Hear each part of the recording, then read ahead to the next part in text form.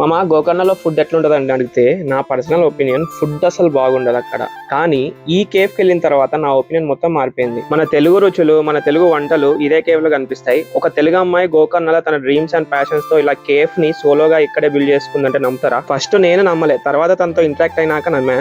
అసలు చాలా గ్రేట్ కదా, ఎక్కడో తెలియని ప్లేసెస్ లో తెలియని భాష మధ్యలో సోలోగా వచ్చి తన సొంత కళను ఫుల్ఫిల్ చేసుకుంటుంది. సో ర్యాండమ్ గా నేను గోకర్ణలో నైట్ ఫుడ్ కోసం వెతుకుతుంటే దొరికింది నాకి ద ఫ్రెండ్స్ కేఫ్. నేనైతే మీల్స్ కాంబో ఆర్డర్ చేశాను. ఇంకా ఫుడ్ విషయానికి వస్తే తను వెంటనే ప్రిపేర్ చేసి ఇచ్చింది. అక్కడే టైం అయితే 10 అవుతుంది. ఫుడ్ మాత్రం సేమ్ మన ఇంట్లో చేసుకున్నట్టే ఉంది. తిరిగి ఒక మంచి ఫుడ్ తింటున్నా అని చాలా డేస్ కనిపించింది.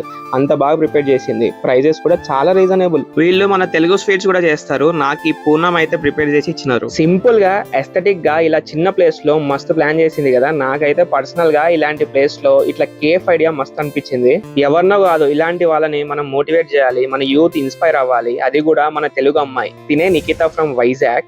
గోకర్ణకి వెళ్తే అస్సలు మిస్ కాకండి ఈ కేఫ్. అంత కావాలంటే మీరు వేరే రెస్టారెంట్స్ కి వెళ్ళి కంపేర్ చేసుకోండి, అంత బాగుంటది ఫుడ్. నెక్స్ట్ డే కూడా స్పెషల్ గా అరేంజ్ చేసింది సీ ఫుడ్ థాలీ. ఇది ప్రమోషనల్ అనుకున్నా పర్లేదు, కానీ ఇలాంటి వాళ్ళని నాకు మోటివేట్ చేయాలని ఉంటది కాబట్టి అందరికి షేర్ చేస్తున్నా. ఇంకా తిన గురించి చాలా ఉంది, నెక్స్ట్ వీడియోలో చెప్తాను. Until then keep watching for more content.